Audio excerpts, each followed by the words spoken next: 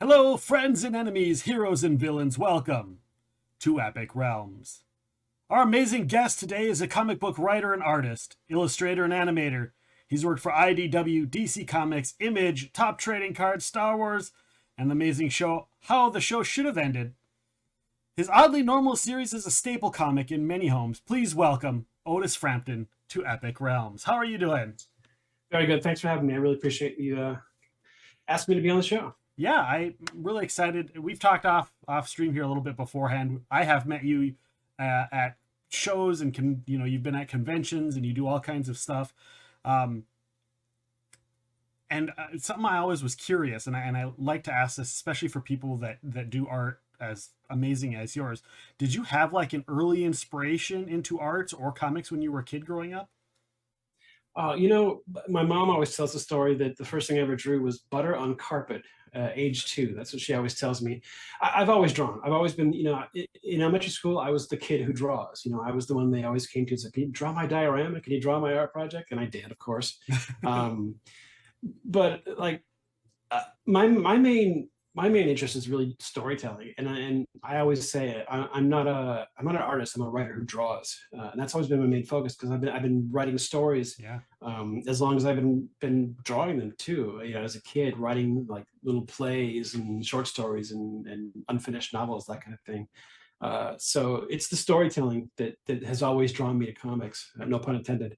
But and when I started reading comics, I knew I could draw, and so it was sort of a natural fit, the visual storytelling, and I just kind of took to it. And I remember sending samples to Marvel Comics when I was 12 years old and getting that nice form rejection letter back. But I've always wanted to make comics. How was it to later know that you were making comics and getting to draw some of these, iconic characters? Well, it's a lot. It's fun. I mean, it, as far as like iconic characters, I haven't done much of that. Uh, it's been here and there. And frankly, my main interest has always been in telling my own stories. So when I started trying to make my own comics professionally, that was my goal. I jumped right into doing my own thing, uh, and telling my own stories, and that's really always been my main interest. I always say I didn't want to draw things that George Lucas created. I wanted to be George Lucas. Yeah, that's great. That's a great way of saying it. A lot of people that are artists that want to draw comics, sometimes they can't write those stories or tell those stories. They can do the art, but they usually, oftentimes have a hard time conceptualizing this is the story. I can picture the art, but what is the story? And you mentioned you seem to have the skill of being able to do both. Have you run across that a lot in the industry with running across other people that are like, I can't really come up with a story, but man, I can draw? Or are a Oh lot of yeah, the in, people in you've come fact, across otherwise? one thing I always tell comic artists who are like, "Well, I'm not a writer." I'm like, "Well, you're a visual storyteller because you're a comic artist. You know how to tell stories. So in a sense, you are a writer already. You just need to learn a little bit more of the craft of it, and it's easy to do, especially these days. There's so many resources, free resources for learning how to write. On YouTube, podcasts, everywhere. Just pick up a book and read something. I always encourage comic artists to try to write their own thing at least once, because I feel like if you're a comic art, if you're the medium of comics, if you work in the medium of comics and you're not trying to tell a story at least once, you're sort of only doing half the medium. You're only experiencing half the medium if you're letting somebody else dictate what stories you're telling. And I think everybody has a story.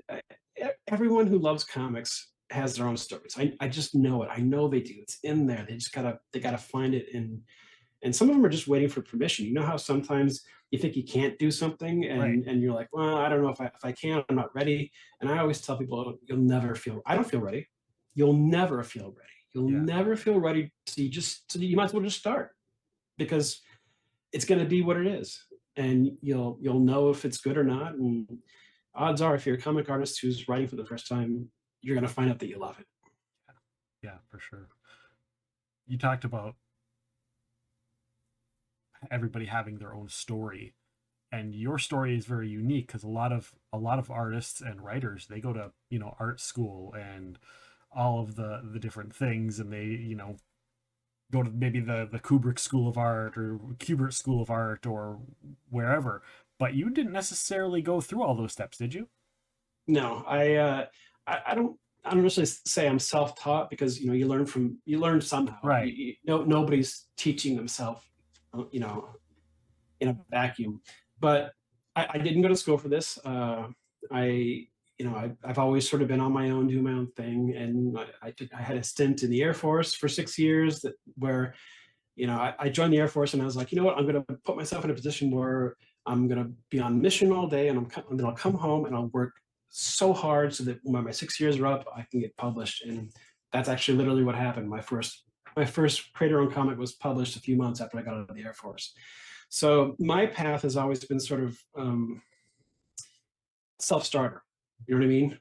Yeah. Learning on my own, not necessarily self-taught, but I've always sort of done it on my own. And I've taken classes online, and done research, but no, I did not go to school for this. Yeah. So sometimes I do feel at a disadvantage from that kind of thing, because there's certain basics that I always feel a little behind the curve on. Yeah. But again, I can always learn that as I go. But do you think that that also gives you your own way to look at things, because you're not looking at it a way that somebody told you to look at it. You're looking at it your own way. Oh, sure. That's the flip side of like imposter syndrome. There's the imposter syndrome side of the coin, and there's the side of the coin that's like, well, sure, your stuff might not look like everybody else's, but maybe that's a good thing. Yeah. Maybe the fact that your stuff doesn't look exactly like what everyone's doing at the time or before or after, it might stand out a little bit. I hope that's the case. I can't say that. I'm not the person that can make that kind of judgment. It's got to be the reader or the viewer who looks at it and says whether they enjoy it or not.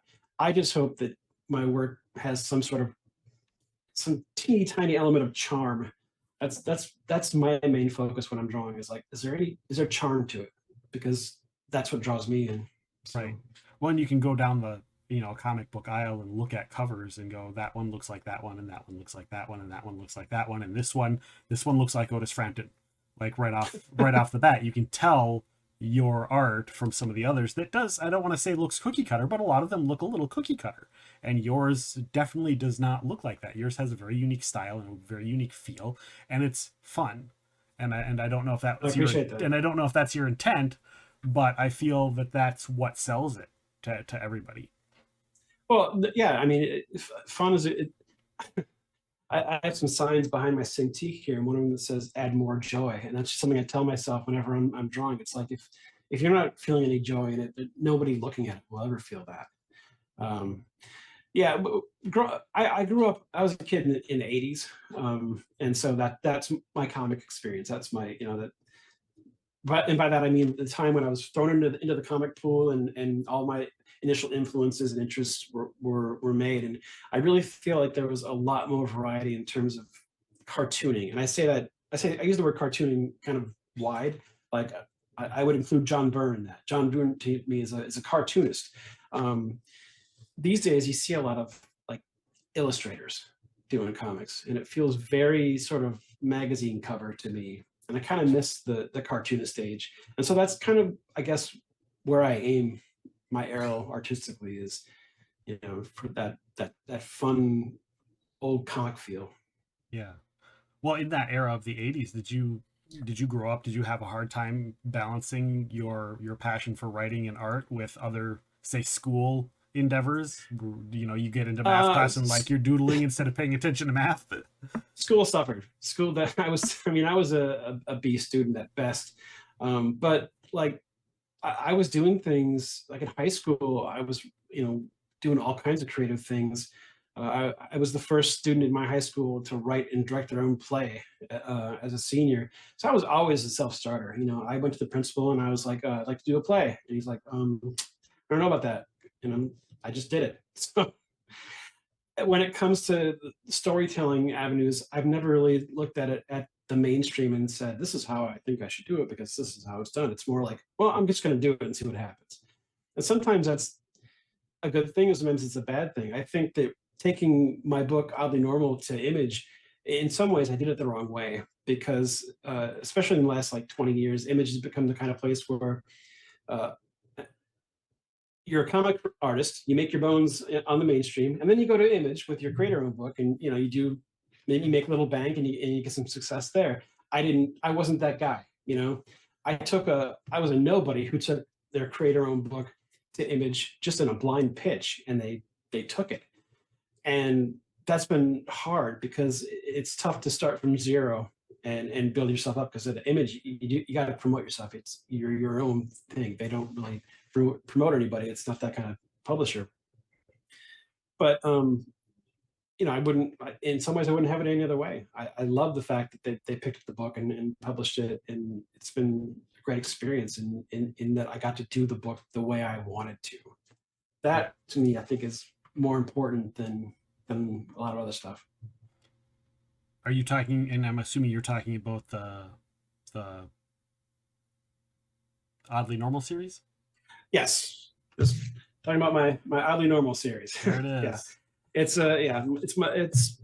It's my my main project, the one that gets my attention, and I was shocked that I sent out blind pitches for Oddly back in early 2014 when I was still working on it, thinking I was going to self-publish it. And one day I'm like, I got these 2 chapters finished, and I got them printed up nice from Kablam for preview issues, blah blah blah. I'm like, I'm just going to send them off to 7 Publishers and see what happens. And I got 2 offers. So you never know what's going to happen.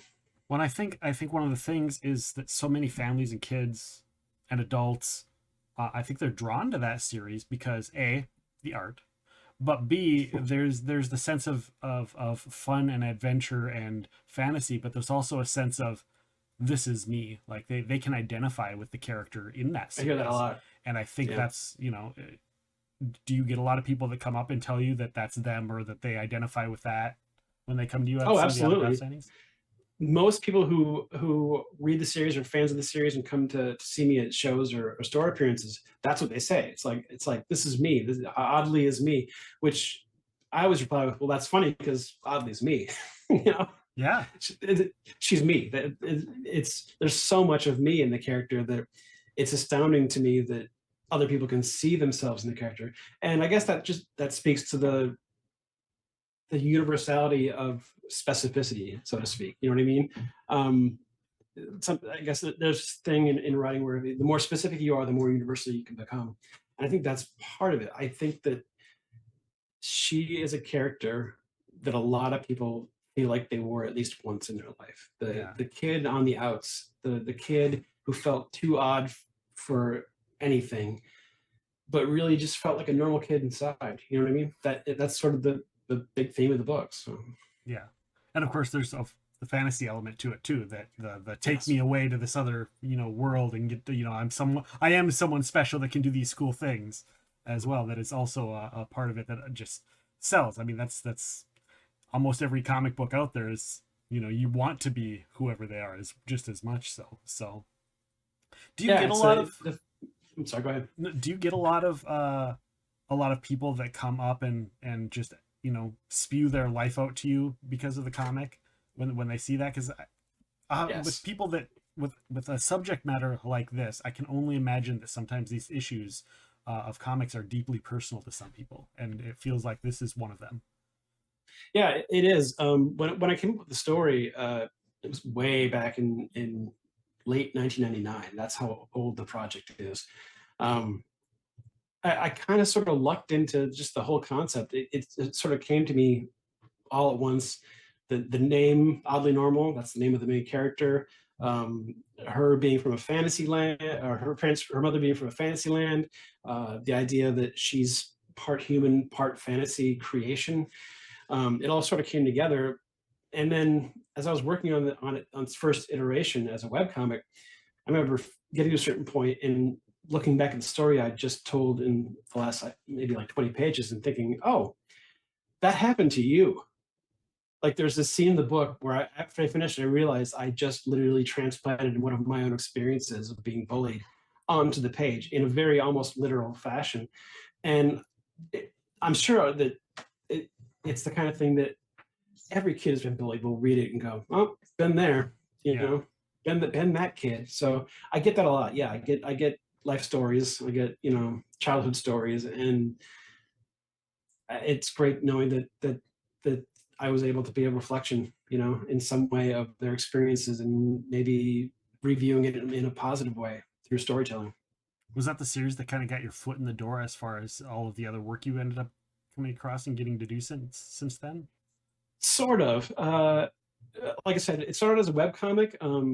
There was this website back in 2003 called girlamatic.com. I don't know if you remember it, but I it don't. was when webcom. Oh, really? Okay. So Yeah. webcomics were what's when they were first starting to explode, and I put it on there for a little while, and then this small new publisher called Viper Comics from Texas found it, and they published the first iteration of it, Okay. which I was never ever happy with. I was very unhappy. I've always hated it. I still can't look at it. And then, but I knew I had something with the story. I knew I had something with the story, and I knew it deserved a second life, and that's why I basically went back to the very beginning and redid the entire thing from scratch. And so this image version that's been out for the last I don't know how many years.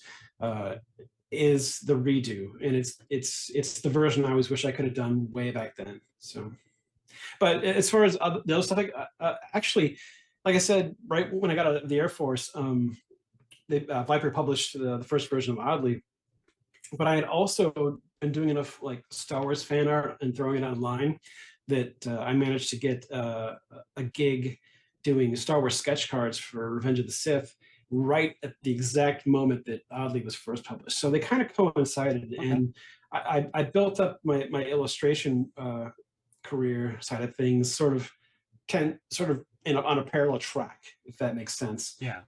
They've never really touched, to be honest. Because Oddly is its own thing. It's always been a creator-owned thing.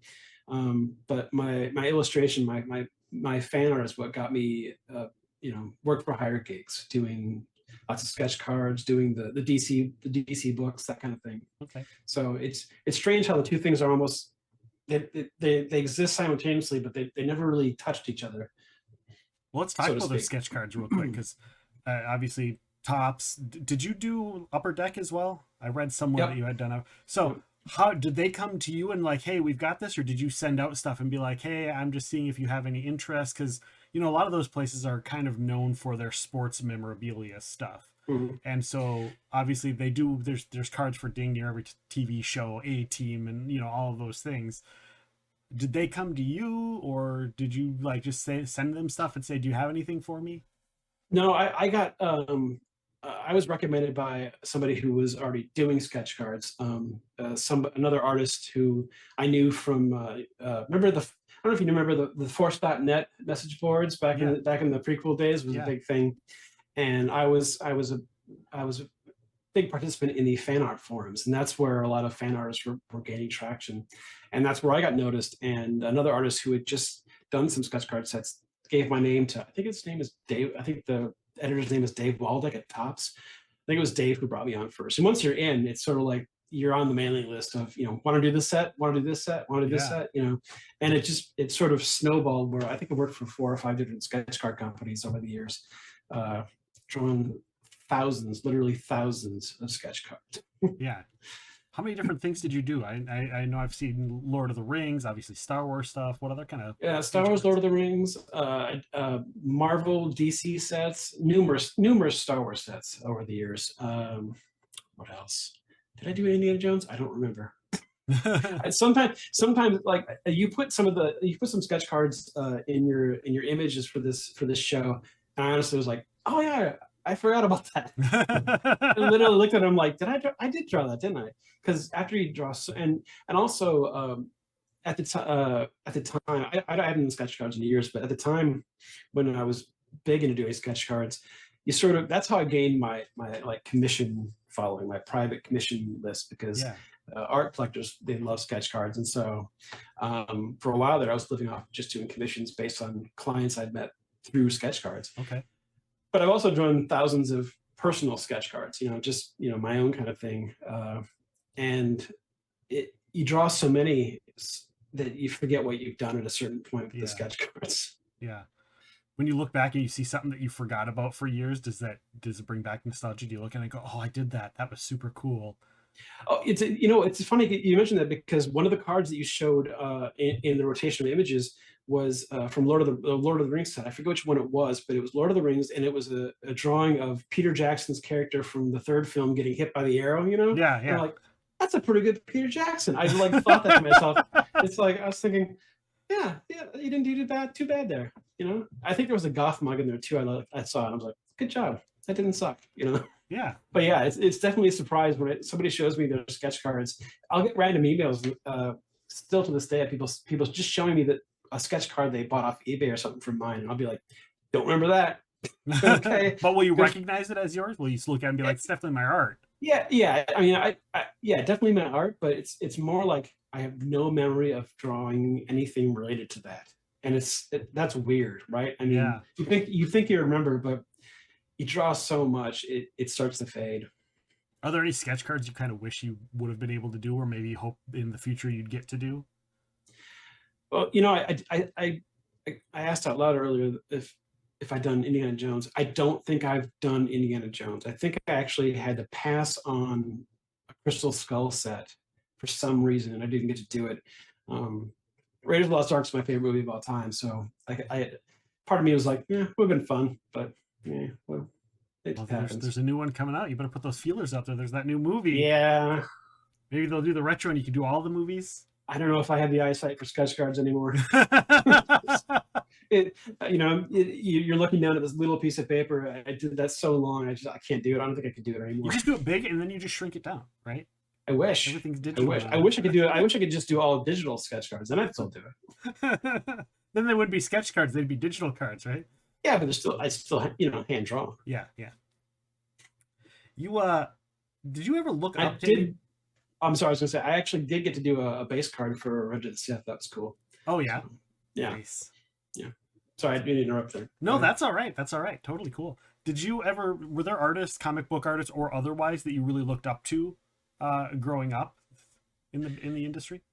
Yeah, I mean, like I said, kind of growing up in the '80s in comics, I was attracted to like the storytelling. One of my favorite comic creators of all time, John Byrne, to me is just the quintessential comic creator. He writes, he draws.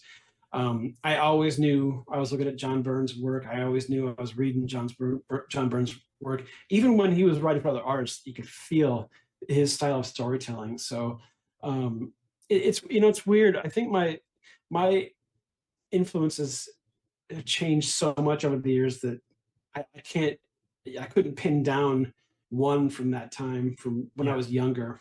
I do know that like at a certain point, it was probably 87 to 88, I kind of stopped reading comics. I kind of gave up on comics and was really interested in movies. Thought I was going to be a filmmaker. That was sort of my main pursuit in my high school years.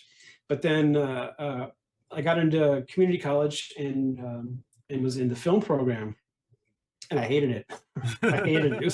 It was still in the photochemical age. It was before digital, so it was so expensive, and it took so much time just to get an image.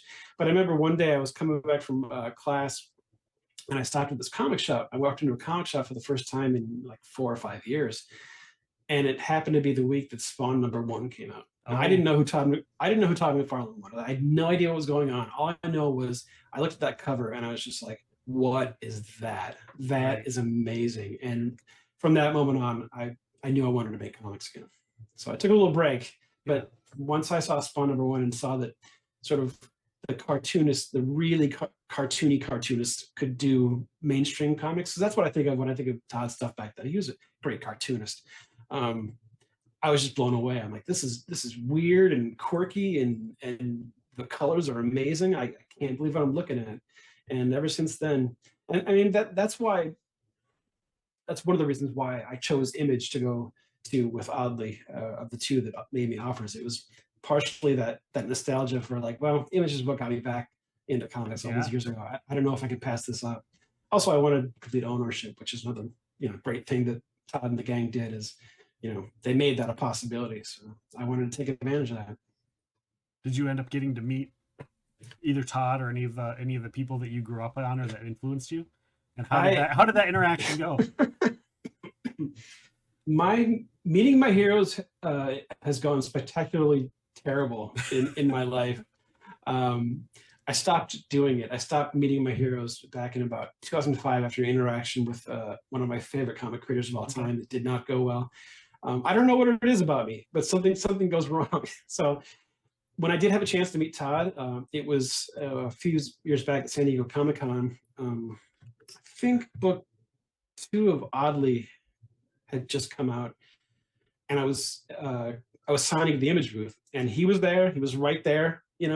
I was here, and I'm just like, nope, nope, not going to do it. I want my, I don't want to ruin anything about my feelings. You know what I mean? I don't want to risk annoying him at the wrong, that kind of thing. Yeah, That's yeah. what usually happens. Yep. I end up like annoying my heroes, so I don't do that. But it was nice knowing that, look, there's the guy who got me into comics, and I'm sitting here at the image booth because of his comics. So that was a nice feeling. That is super cool. That is super cool. I'll have a story for you afterwards. Those who are here watching live and those who listen to the podcast know I had Chuck Dixon on, and like he was one of my major comic book influences, and there were a few mistakes that were made, and boy was I embarrassed. Oh geez, it's just the worst, Yeah, I feel you. it's totally understandable. How about working with writers? Do there are some times where you're just doing illustrations for stuff as well, right? Where you're Yeah. not writing. How is that working with other writers? I've done a handful of work for hire illustration gigs where I would illustrate books. It's I don't want to say I'm a writer who draws, like I said. So those were really just pay the bill kind of gigs. Yeah. I did get a chance to draw a story written by Louise Simonson. Okay. For one book. It was a kid's book, and that was cool just because I love Louise Simonson. She wrote Power Pack and X Factor. She wrote a bunch of stuff I read when I was a kid, so I was like, well, that's kind of neat. Didn't get to meet her, but like work for hire stuff, I put everything I can into it, in terms of my skill, but it's not my passion. My passion is telling my own stories. Yeah, for sure. Let's shift gears a little bit here because you have another series called ABCDEF Geek, and yes, there are so many people. So when I posted this on some of my, because I usually promote my stuff on my personal social medias as well as the Epic Realm social medias, and I've had a handful of people say, "Oh, the ABCDEF Geek, it's one of my favorite things. I read it all the time, and I love it."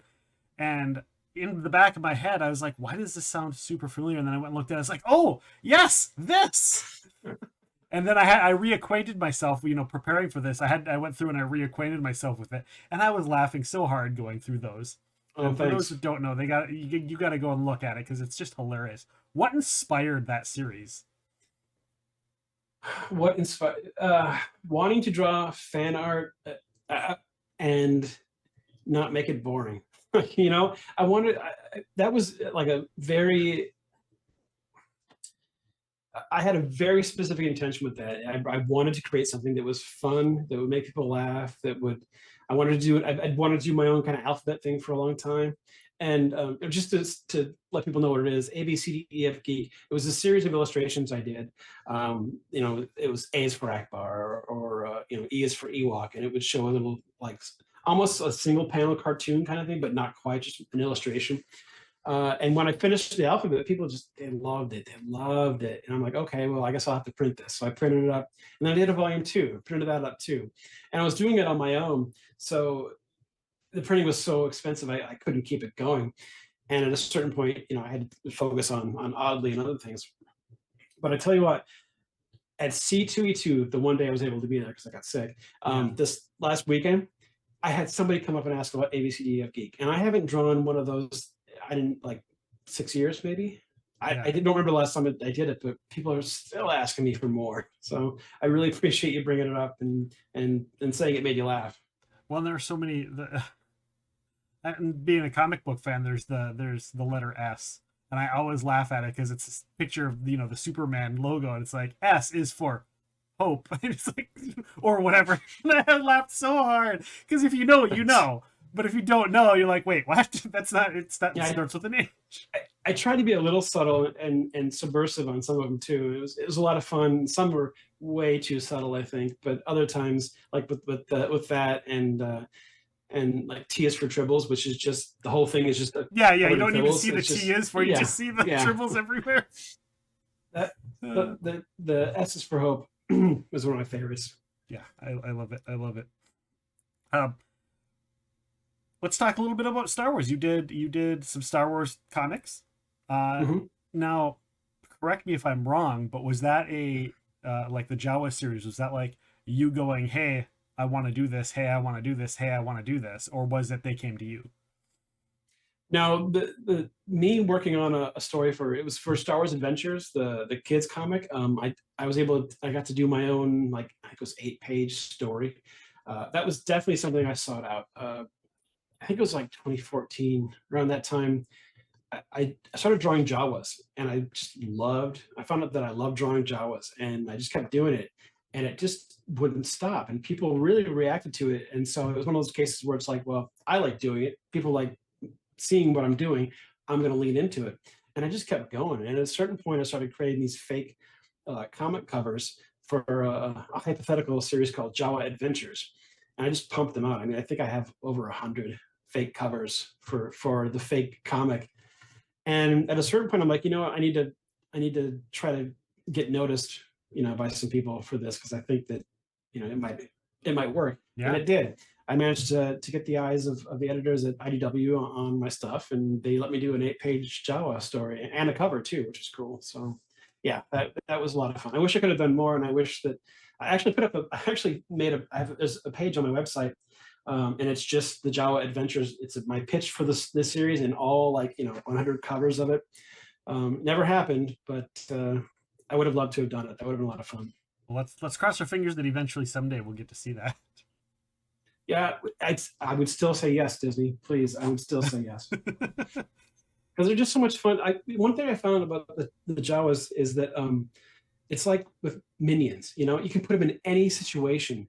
Right. Serious, funny, weird, parody, and they just work. There's something about those characters with those big yellow eyes that people look at, and there's no agenda. You know what I mean? Yeah. It's like it's just fun Star Wars, and that's what I really wanted people to take away from all the illustrations that just look at it and go, you know what? Yeah, Star Wars can be just fun. Yeah. You know? It's kind of like the tribbles. It's just like they're there and Yeah. they're either getting into trouble or they're not, or they're Hmm. fun or they're not. Yep. Um, you also have your series that you've been working on. It's like a web series, which I didn't know that you worked on until I started researching this, and I was like, oh, the How It Should Have Ended Oh, stuff how that it you've should have done. been. Yeah. And Yeah. I how did that come to be? How did you get on that? And tell us a little bit about your work with that. I worked for How It Should Have Ended from 2011 to 2018 because I think it was 2018 because I think one of the last ones I did I was working on it on my honeymoon on the road, seriously. But so I guess it was the 2010 timeframe. Like I said, for a few years I lived off of private commission work, Yeah. mostly digital commission actually. And so for a while there, I was posting, numerous images per week that were basically fan art, because people would say, "Hey, I want you to draw Indiana Jones like this," or Luke Skywalker like this. And so I was constantly posting stuff to DeviantArt. And Daniel Baxter, who is the co-creator of the show and the main artist, animator, voice actor, he had at that time was expanding. Him and his producing partner Tina were expanding, and they had been hired by this game channel to do video game How It Should Have Ended. So they needed someone to come on and help out. And he had been a fan of my work, and just out of the blue one day, I got an email from Daniel, which is so odd because literally like a month before that is when I first saw How It Should Have Ended. I had just started Okay. watching it myself, and look at this email. It's like, "Hey, would you like to do How It Should Have Ended with us?" I just fell into it. I just fell into it and ended up working as a background character artist on probably about 100 episodes, I think. Yeah, about that. I think the last one I did was Deadpool 2. So a lot of like the background scenes and the drops where the characters, if you take the characters out, the background artists, a lot of Yeah. it's the stuff that you've worked on. Yes, I was a, it was, again, it was a work for hire situation because I was subcontracted to do this work. So I mean, I had nothing to do with the writing. I'm not an Yeah, owner of the show. yeah, I was an employee for 7 years or however long it was. Um, but it was interesting because they hired me to be a background artist and do characters every once in a while, which was more in line with what I usually kind of draw. But the background stuff, I'm not trained to paint backgrounds. yeah, I just had to dive in, and it was he basically had seen all the backgrounds I was doing for my digital commissions, which were sort of painterly but not quite because I'm not a painter, and I ended up just jumping in and doing that for years and years. It's I'm grateful because it's a skill I now have. yeah. But it was weird at the time because I'm like, I have no training for this, but I guess I'll just do it. Is it one of those they told you, can you do this? And you're like, yeah, yeah, I can totally do that. I sure. Absolutely. That's exactly that. The old thing where an actor puts on his resume, yeah, I can ride a horse, and they Yep. they can't. Yeah, if you're a creative person and somebody, has a job that you want but it requires a certain thing, definitely say you can do it and learn on the way. That's Yeah. how I did. I learned as I went, and they kept hiring me, so I guess I did okay. Was that fun for you to be able to work on that and say that you were working on that? Oh, absolutely. Absolutely. I used to have a convention banner that I just retired because I didn't want to have it up anymore. But it was a How It Should Have Ended. It had some of my work on it from the show. People went nuts when they found me at conventions because the other guys on the team, they're not really comic people. They're not really conventions people, so they don't really get out and interact with others. Yeah. So, and it was, people loved seeing somebody who worked for that show. I can't. It was so amazing the connections that I made just on a one-on-one basis because I mean I was a fan of the show too. I was working on it, but I was a fan too. So Yeah. getting to talk about your favorite episodes and things at shows, that was a lot of fun. Yeah. How is it not knowing that what the story was or what was going to happen? You just have the art and then you see the show and see how it's used.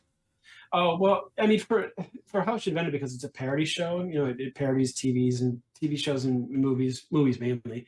Um, I always had a sense of what was going on for the most part because it stuck to existing things. Yeah. But one of the interesting things about that working on that show is the challenge of painting backgrounds or drawing characters based on movies that are currently out in theaters and getting the reference for it. I went and saw a few movies that I never would have watched previously just because I knew I was going to have to paint backgrounds Okay. and so I'd go and I'd watch and I'd be like, remember that, remember that, remember that, 'cause I'd have the breakdowns of what I need to paint, but I'd have no idea, what was going on in the movie until I actually saw it. But it was a really great challenge working on that show for me, because it worked different muscles than I usually work in comics. It's Yeah. a whole different type of thing. What are some And going back, I'm sorry, Go going ahead. back to ABCDEF Geek. Yeah. They actually let me create a couple of animated versions of ABCDEF Geek, still on their channel. So if you want to check out some of my work, my animation, you can go to their channel and look at those. I think I did A is for Akbar and J is for Josh, which was a parody of Joss Whedon getting called Josh. I love it. What are you working on now? What are your projects nowadays? Well, Oddly Normal is 4 books in, so I'm working on the fifth Oddly book slowly but surely. I'm not sure when it's going to come out, but it's being worked on. And I also have 2 webcomics that I do, and those are distributed exclusively through my newsletter at the time. One is called The Mighty Yoobai, and it's a little sci-fi story that's sort of a cross between Jawas and the Seven Samurai. Although if you've read up until now, you might be like, Seven Samurai, really? But trust me, you'll get there. And the other one is a comic adaptation of the 7th book in the Oz series by L. Frank Baum called The Patchwork Girl of Oz. I'm a huge Oz fan, always have been. There's huge Oz influence in Oddly Normal. If you've read the books, it's right there, within the first 10 pages. Yeah. I cite Dorothy in a certain sense, Dorothy in The Wicked Witch. But for years, I wanted to do an adaptation, a comic adaptation of Wizard of Oz. I mean, it's a book I've loved since I was a kid. I always wanted to do it. And when I was briefly considering doing it, literally within the space of a year, two different adaptations came out. One by, I think he's a French artist, or no, he's Spanish. But the Spanish version came out. It was put out by Image in English language version, and of course the Eric Shanower, Scotty Young series for Marvel started, and they were both so amazing. I'm like, well, guess I'm not doing that. And then, but I kept thinking, God, I want to do an Oz. I want to do an Oz comic so bad. And for a few years, I was just drawing different versions of the characters from the series just for fun. And I remember drawing the Patchwork Girl and Ojo, the main character in the book. And I'm like, gotta do it. Marvel stopped at 6. Seven's there for the taking. It's public domain. I'm gonna do it. And so I started doing it. And that's why I'm just a huge Oz fan. So and you can find that on your website, otisframpton.com. Yeah, if you go to otisframpton.com, there's you can subscribe to my newsletter, and the entire archive for both the webcomics are there for free to read if you want to look for them. I'm considering branching out and maybe putting this series on Global Comics, some of the webcomic hubs that are popping up and are webtoons. Not sure what I'm going to do about that yet, because right now it's one of the things that I'm keeping exclusive to the newsletter. I kind of want to keep my newsletter subscribers happy in that respect, but I think it might be time to branch out. And then at a certain point, I'll be crowdfunding both of them to self-publish. Yeah. Because a lot of people still want to have that physical copy either in their hand or on their shelf to look at on their display cases. Want it. Right? I want a copy. I mean, I actually mostly consume digital comics these days through Comixology. I've mostly gone digital just because the convenience, to be honest. I also, well, not just convenience, but because everything's done so digitally these days, especially the coloring, it's nice having that beautiful, colorist intended image on my iPad. It's kind of like I get to see the way that it's really intended, because printing is sometimes so off color-wise. But yeah, I mean, I want physical copies of the stuff I'm working on. It doesn't feel complete. You can get it 99.9% of the way there in terms of feeling like you've done the work, but until you hold it in your hands, it's almost like, oh, it's not quite there yet. So yeah, I mean, I like holding this. It's a good feeling to hold the finished product in your hand. When you go to conventions, people can physically buy it when you're at a convention. Yes, there's that too. Obviously, yeah. And I'm happy also that I might get a chance to put a comic adaptation of Patchwork Girl of Oz out in the world, and that'll be the first time it's ever happened. No one's ever done it. So I'm looking forward to making that mark, to putting that that mark out there and saying I did that. I did my Oz adaptation. I helped get the story out in comic form, and that'll be a bucket list check off for me. Yeah, for sure. I completely understand that, because it's really cool. I've seen the art and I hate to say it, but it, like everything else, it just looks fun. I've said it earlier. It looks. They both look really fun. So I appreciate it. You can see the what serves as the cover right now in my banner behind me. It's not sure if that'll be the final cover, but there's some of the artwork right there. Okay. Great. So for those watching live, you can see the picture in the background, and it shows it up. You guys can go and just look online. Go to otisframpton.com. You can see all of the art right on there as well. You've switched, because you started off mostly not digital, right? When you first started doing art, it was like pen and paper, pencil and paper. Oh yeah, well sure. I mean, growing up in the pre-digital world, you had to. But I'll tell you what, I've always hated drawing on paper. When I got my first tablet in '99, I was like, well, that's it. I'm home. I'm finally home. I still hate drawing on paper. I rarely touch paper. I'm very much a creature of digital, and do everything. Almost everything I do is digital. And these days, it's all done on the iPad and Procreate. I do all my comic work in the iPad, even lettering. I so I love having it all right there. I can just grab my iPad no matter where I am, work on whatever I'm working on. But yeah, I've never liked drawing on paper. How is the learning curve going from, you know, pen and paper, pencil and paper to a pad? And of course the technology has evolved so much over the last, even the last 2 3 years, let alone the last 10 years. How has that been good for the business, and how difficult has it been to shift and adjust as the technology advances? Well, it wasn't difficult for me at all. Like I said, I felt like I was home when I got my first Intuos tablet. I was like, this is what I've been waiting for. This I didn't know I was waiting for it, but I'm so waiting for it, because paper has always been one of those things that drawing on paper has been one of those things that kind of psychs me out as an artist, because it feels so permanent. I love the fact that if I'm working on a page of a comic in Procreate and I don't like how I've drawn, delete the layer, move on, delete the layer, move on, new layer. Yeah. It's so psychologically freeing to me, as opposed to, oh, I gotta erase this, and if I erase it, it's gonna mark the page, and oh, done, keep that mark totally. It's such a psych out for me when I have to actually draw on paper. And frankly, when I do draw on paper these days, I'll do the initial digital sketch or pencils in Procreate. I'll print to a light blue line, and then I'll ink over that. I hardly ever actually draw on paper. I can't remember last time I drew something straight, from scratch on Yeah. paper. There's always a digital component for the most part these days. And to me, there's no difference in terms of the reality of it. You know what I mean? It's still hand drawn. Yeah. I'm still, it's all hand drawn. I don't do anything that isn't completely drawn by me and the stylist. So I guess in some ways I was always waiting for digital. Yeah. You know?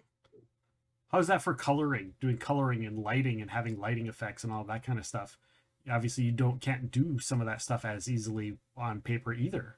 So Oh yeah. you can make those arts, you can make the Patchwork Girl of Oz just jump out of the page at you with the amazing colors, whereas Well, the old go, way it go, might have been a little more difficult.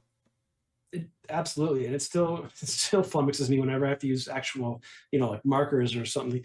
But to go back to what I was saying about when I got back into comics via Spawn #1. Yeah. That was one of the first comics where computer coloring was used in a way that it changed everything. I remember looking at the colors, and one of the reasons why I eventually said, you know what, I'm going to stop pursuing the film path and go back to comics, is because I finally saw comics as a viable way of telling my own stories. Almost, I treat Oddly Normal and the other comics to some degree, not necessarily as comics, but more like if I was doing an adaptation of an existing animated movie. That's the kind of feel I'm always going for with my comics.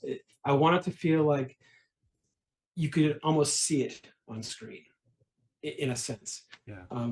And that was my whole goal. It's like the combination of the new computer coloring combined with the creator's rights aspect of image when they first came out. I was like, wow, this is the way to do it. This is also what I've been waiting for, and I didn't know I was waiting for it. The idea of being able to not have to say, well, I guess I'm going to be a comic artist, got to go try to draw Spider-Man, instead of that, saying, what stories do you have to tell?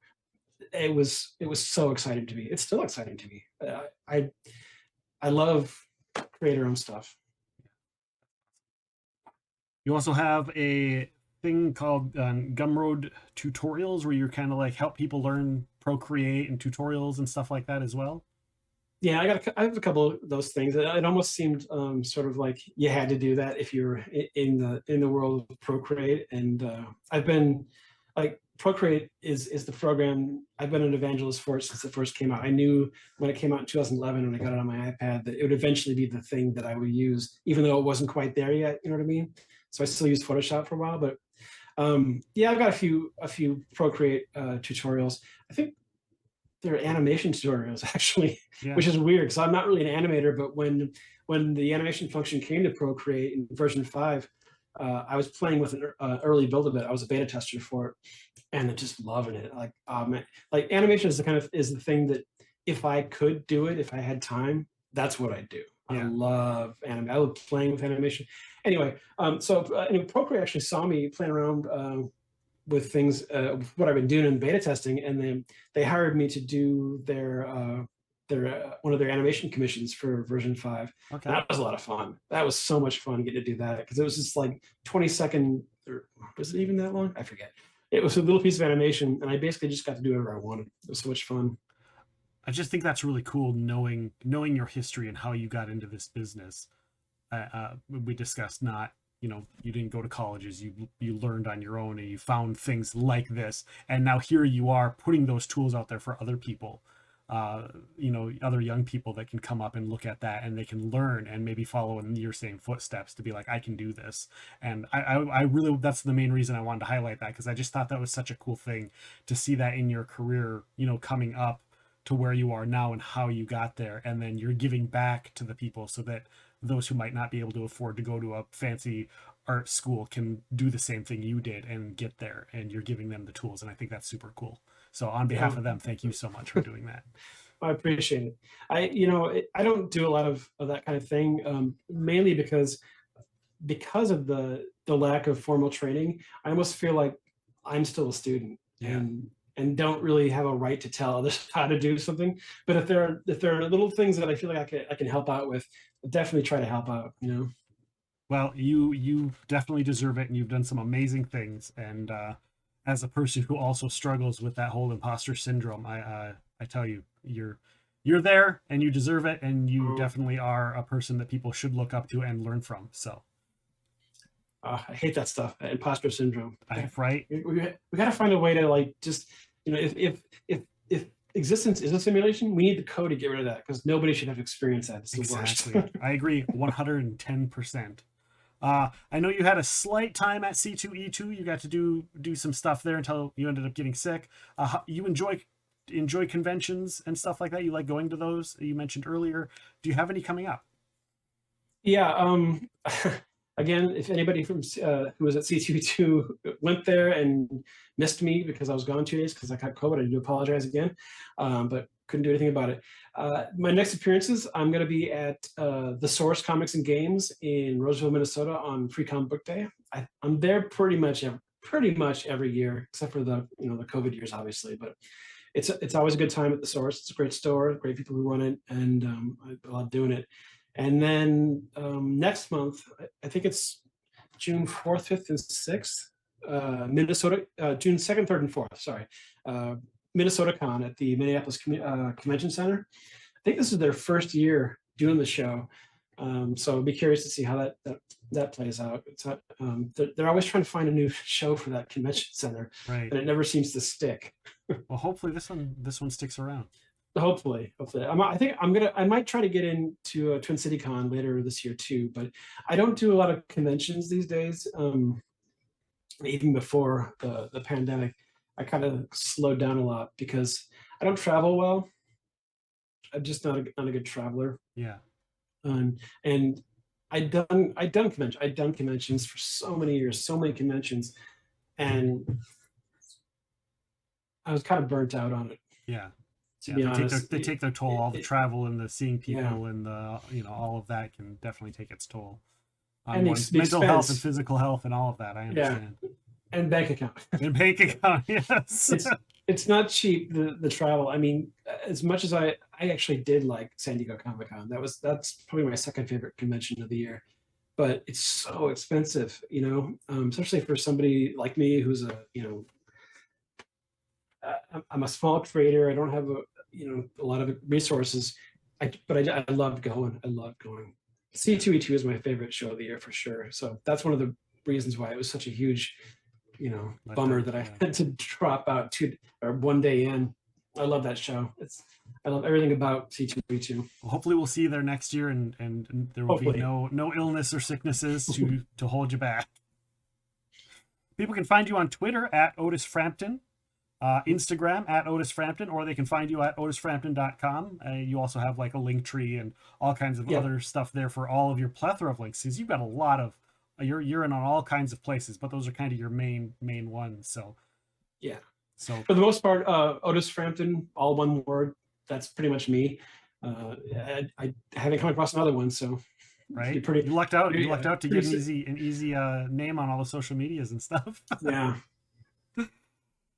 All right. So those that are watching here live, stick around. We're going to do a live session Q&A. If you have questions for Otis, please put them in the chat and we will get to them after the podcast episode is complete here in just a moment. I just want to let everyone know that April 24th, we're going to be joined by award-winning author Nathan Lowell. He's known for his books in the Golden Age of the Solar Clipper series, The Shaman's Tales, and the Tanith Fairport Adventures. He also wrote one of my favorite books, A Wizard's Butler, and I think he's coming out with a sequel to that. So he's going to be joining us April 24th. That podcast will be available for download on the 25th. Also, if you like board games, tabletop games, and the like, May 8th, Danny Efforts from Sovereignty Games, who creates a digital version of all of these games to be able to play online with your friends, is going to be joining us to talk about tabletop games in the digital world, their unique app, and all of the great companies that they're working with. That, again, is going to be May 8th. The podcast will be available on the 9th, and we will have a code for you to get 60 free days with their app. So again, that's going to be May 8th, and then podcast will be available on the 9th. So I want to thank you guys all for listening to the show and hanging out with myself and Otis Frampton. Some amazing stories, amazing tales, and some inside looks at his career and some of his comics and his web comics and art and everything that you've done so far. Otis, thank you so much for being here. I appreciate you for joining the show. Well, thanks for having me. I appreciate it. For everybody listening, please click all the buttons, click like, follow, rate, review, all of those things. It definitely helps us and it helps our guests. It's going to get eyes on them all that they might not have seen before. So thank you all so much for listening. Thank you for pushing those buttons. Thank you for giving those ratings. Thank you for giving those reviews. Continue to do so and do that for any other shows or podcasts that you follow as well. For Otis, I am Nick, and I want to thank you all for listening to Epic Realms.